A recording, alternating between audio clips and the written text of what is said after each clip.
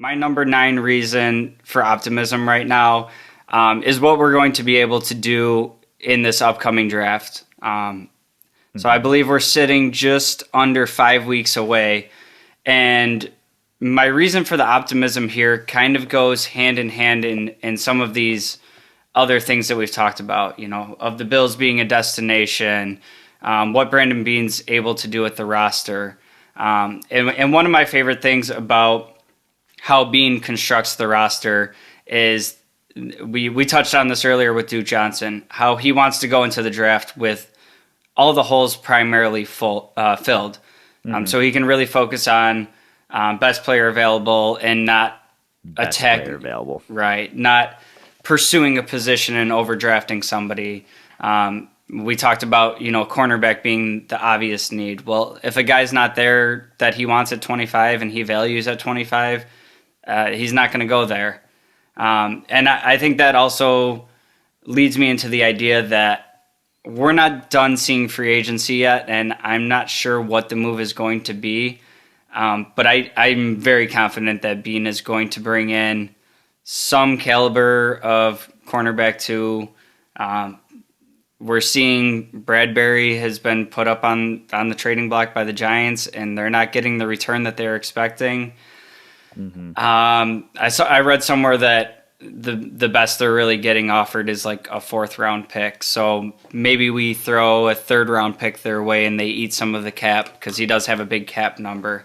But just going into this draft season with pretty much every position filled, with either the same players last year or some sort of at least short-term upgrade, and just really the doors that can open for us in the draft. We've talked about offensive line, even if it's just depth being a priority.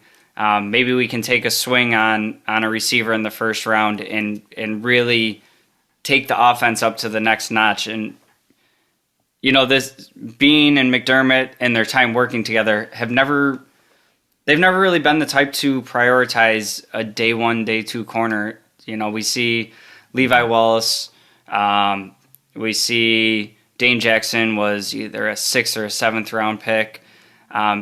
They're good with getting by with these guys, and the idea that maybe we can take a 3rd round cornerback that they think can be a good player and they can develop into that starter, and maybe at 25 we can take a swing on one of these big name receivers. The doors are just really open with how Beane constructs the roster going into the draft.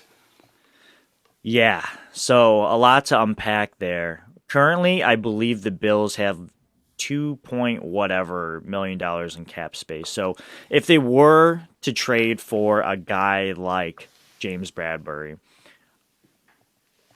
I think it has to make sense in terms of what we're giving up. Because the Bills have, I think, 8 picks going into this draft. There's not 8 players, 8 rookies that are probably going to make it to the Bills at 53-man active roster. If the Bills trade away some later round picks to make that happen, I'm for it. I'm definitely for it. The 3rd round pick, I don't know if I'm completely on board with. I'm just like, ooh, that's the round you really take swings on players, really, such as, what's his name, Spencer Brown. And I love stuff like that. Those players need work, so I don't know. I it's like what you're giving up to get, right? Your marginal profit, and not knowing what I'm possibly giving up to get James Bradbury is kind of buyer beware kind of type vibes for me. Like, I don't know if that makes any sense. I'm definitely for James Bradbury coming over here, but if we give the 4th and package that last 7th round pick, I'd be down for that, or maybe a 5th and a 7th. I'm cool with that. I don't really know how they value James Bradbury on the open market, because we see players go for 6 picks like Tyreek Hill. We see players go for 2 picks like Devontae Adams. This offseason makes no sense to me. And like Stephon Diggs tweeted out what the hell is going on? Like, I don't know, Stefan. I don't know. I just don't know. And I like this reason for optimism because,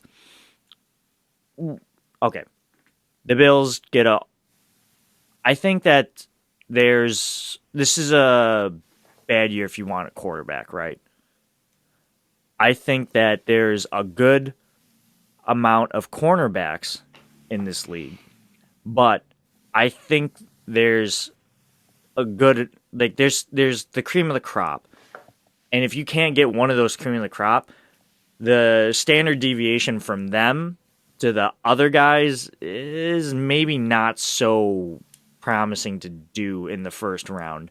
So if you can get one of those cornerbacks, then yeah, go for it. In my personal opinion, if you could get one of those wide receivers at the tail end of the first round, which is, in my opinion, more likely than not, as opposed to the cornerbacks, because the cornerbacks the top ones look real good, then yeah, sure, go for it. The value just probably won't be as good.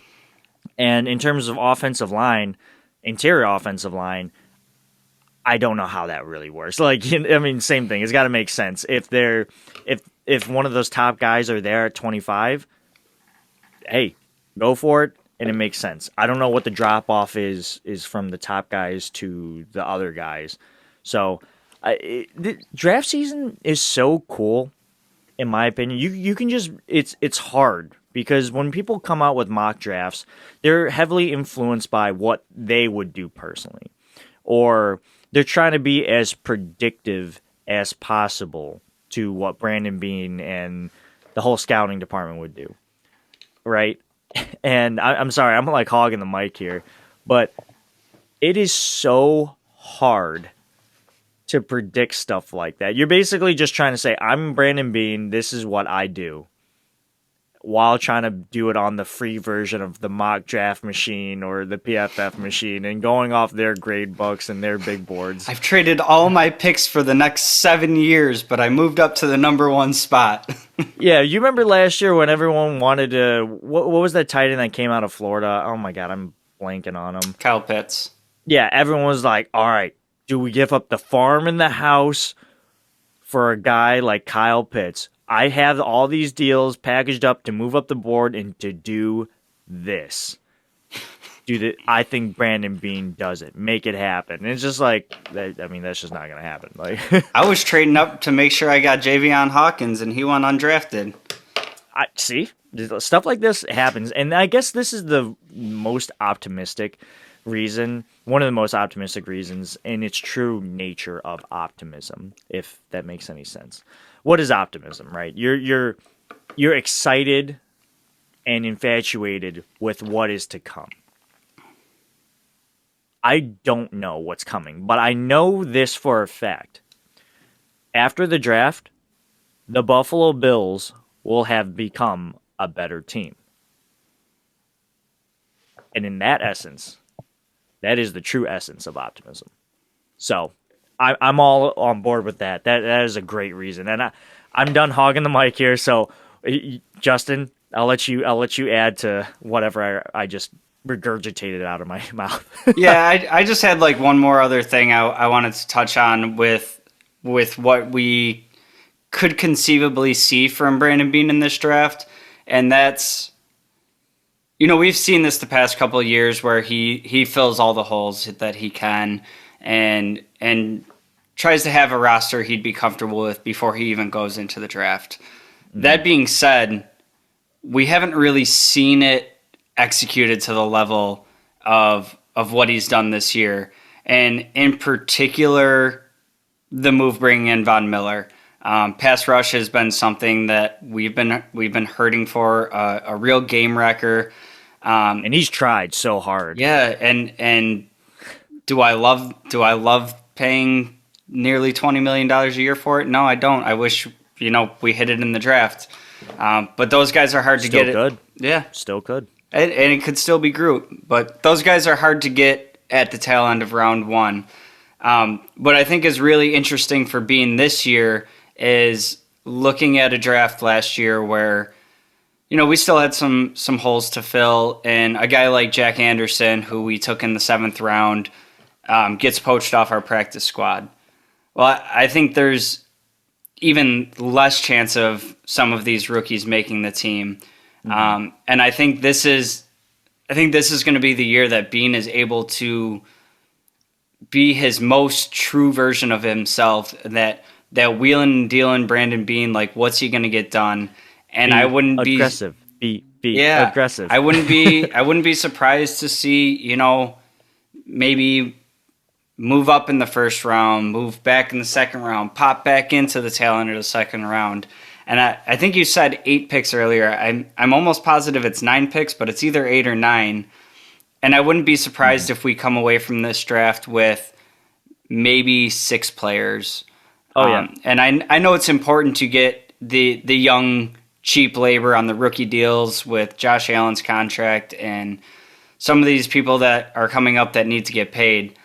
But I'm all for 6 players that we know are going to make the team and possibly make an impact on this team year one than 9 guys and having 3 guys on the practice squad that people are going to be just pecking at trying to get.